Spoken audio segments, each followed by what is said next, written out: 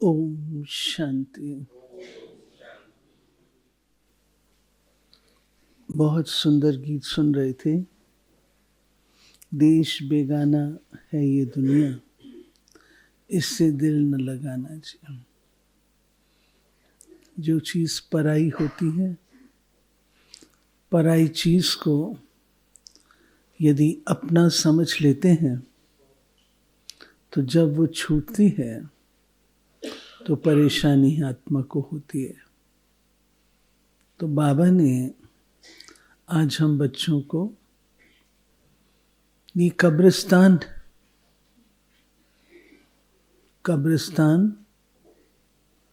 एक हद का है और एक बेहद का है।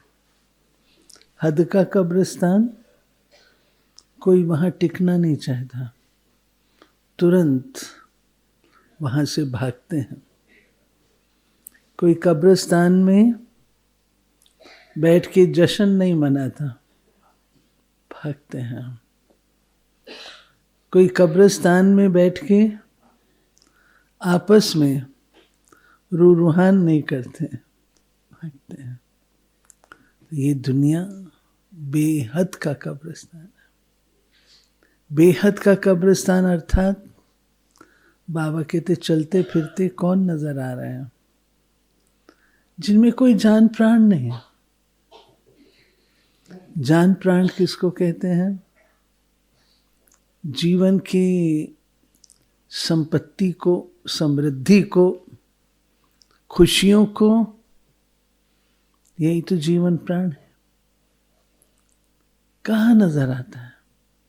अल्पकालिक, क्षणभंगुर, पल में ये है, पल में वो है। तो ये दुनिया चलता फिरता कब्रिस्तान है। तो इससे बाबा कहते दिल नहीं लगाना है। वैराग्य। हाँ, अगर इस दुनिया से रस आता है, रस कई प्रकार का है। रस नैनों का भी है, रस जुबां का भी है, रस कानों का भी है, रस संग का भी है, रस मोबाइल वार्तालाप का भी है। अगर उसमें रस आ रहा है तो ये पुरानी दुनिया थोड़ी लगेगी। अल्पकालिक, एक काल को जानने वाली आत्मा अपना ही क्या कहें नुकसान कर लेती है। अच्छा सुंदर बना हुआ मरजीवा जीवन जिसे भगवान ने खुद दिया, ब्रह्मा मुख वंशावली, और अगर कोई आत्माओं के प्रभाव में आकर अपने जीवन को नष्ट कर ले तो उसको क्या कहा जाएगा? महा समझदार, है ना? समझदारी कहेंगे ना। इतने सारे में से उसने देखो विशेष सिलेक्ट कर लिया, तो समझदार नहीं है। तो बाबा ने हमें सावधान किया है।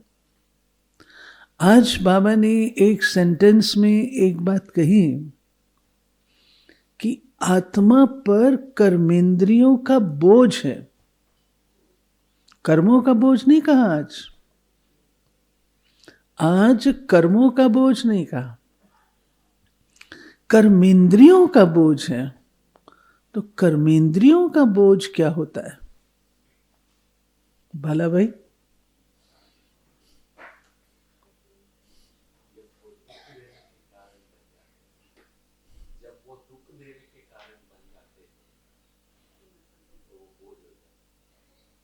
और ठीक सुना है। और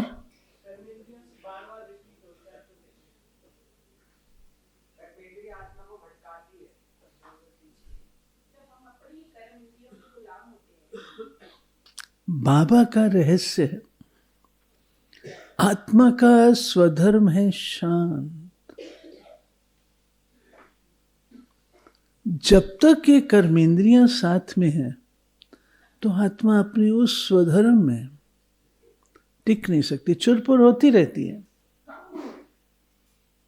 ये बोझ जब समाप्त होता है, परम धाम निवासी बनते हैं, तो उस बोझ से मुक्त होकर जो रियल शांति है उसका अनुभव करते हैं। जब तक शरीर है तब तक कर्मेंद्रियां हैं और कर्मेंद्रियां अपनी एक्टिविटी करती हैं। तो बाबा ने आज कहा तुम्हारे पर कर्मेंद्रियों का बोझ है, बहुकाल का है। सुनते हैं बाबा के आज के डायरेक्ट मधुर महावाक्य। बाबा कहते मैं तुम्हारा वंडरफुल सर्वेंट हूं। क्यों कहते बाबा? सुने, मीठे बच्चे, तुम इस कब्रिस्तान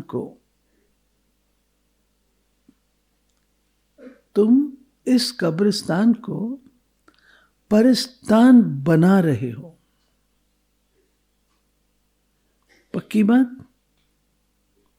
पक्की बात। इसलिए तुम्हारा इस पुरानी दुनिया कब्रिस्तान से पूरा पूरा वैराग्य चाहिए। क्या बना रहे हो? कब्रिस्तान को परिस्तान बना रहे हो। तो कहाँ बैठ के बनाएंगे? कब्रिस्तान में बैठ के बनाएंगे या परिस्तान में बैठ के बनाएंगे?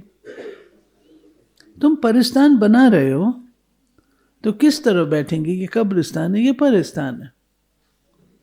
कहाँ बैठेंगे? वेंकटेश भाई कहाँ बैठेगा?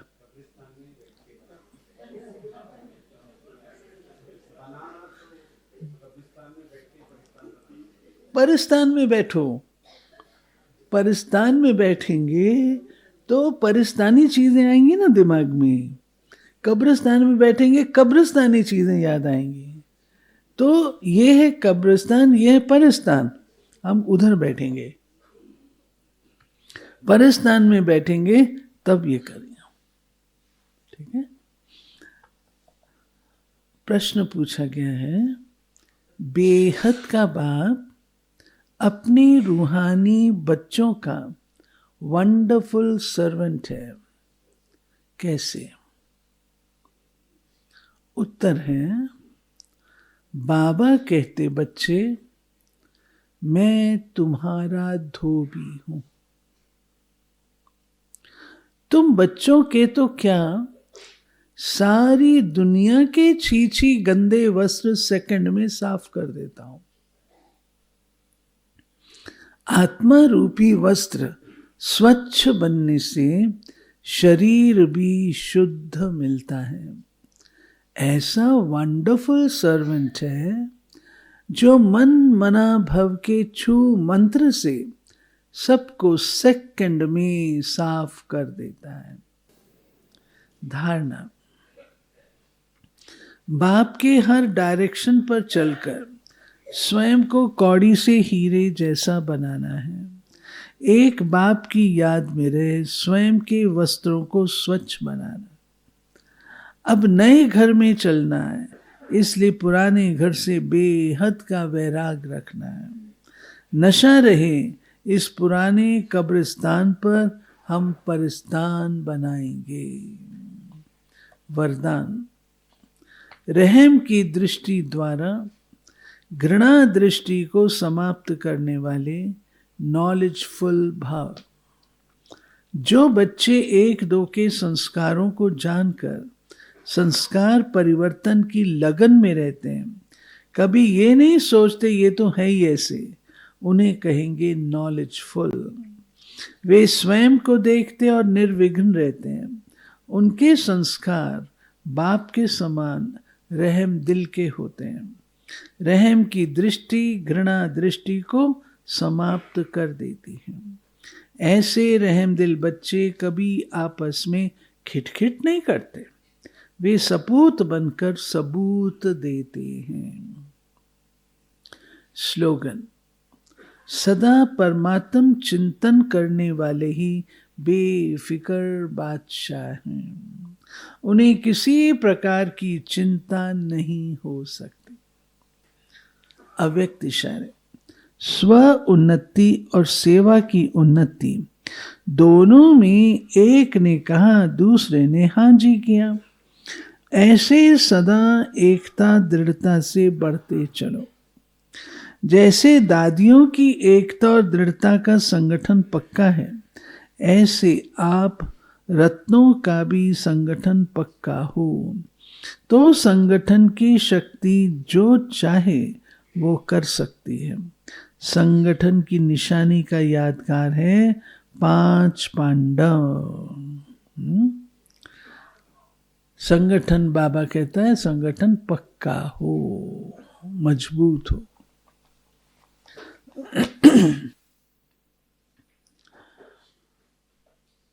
मुरली रिवाइज करेंगे थोड़ी, फिर बालाबाई क्लास को मिलेंगे। शिव बाबा आकर कौन सा मंत्र देते हैं? मन मना भव। मन मना भव अर्थात जो मन को भाए वो करो। मन मना भव अर्थात बेहद का बाप अपनी रूहानी बच्चों का वंडरफुल सर्वेंट कैसे है? बहने बताओ। सारी दुनिया के छी गंदे वस्त्र 1 सेकंड में साफ कर दे। हमें इस पुरानी दुनिया में दुनिया कब्रिस्तान से वैराग क्यों चाहिए? क्योंकि हम कब्रिस्तान को परिस्तान बना रहे हैं। इस ज्ञान की विशेषता क्या है? अव्यभिचारी ज्ञान।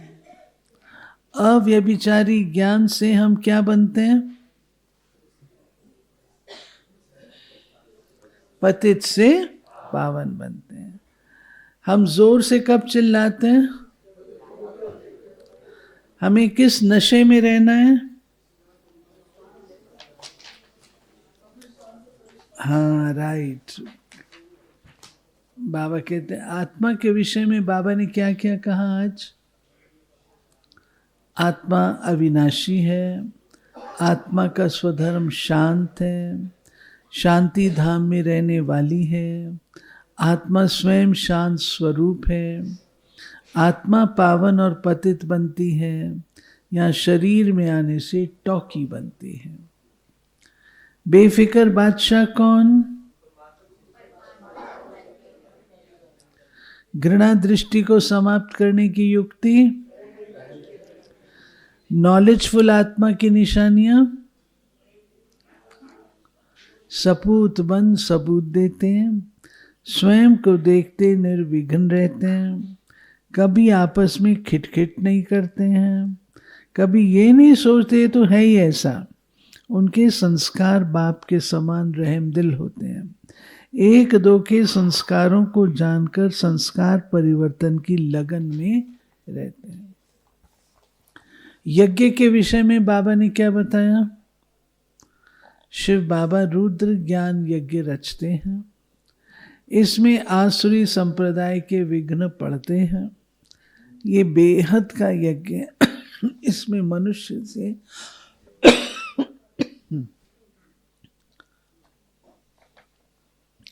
से देवता बनते हैं। सारी पुरानी दुनिया इस ज्ञान यज्ञ में स्वाहा हो जाएगी। गाया हुआ ज्ञान यज्ञ से विनाश ज्वाला प्रज्वलित हुई। क्या होने से क्या होता है? ईश्वर से योग लगाने से, सोने में खाद पड़ने से,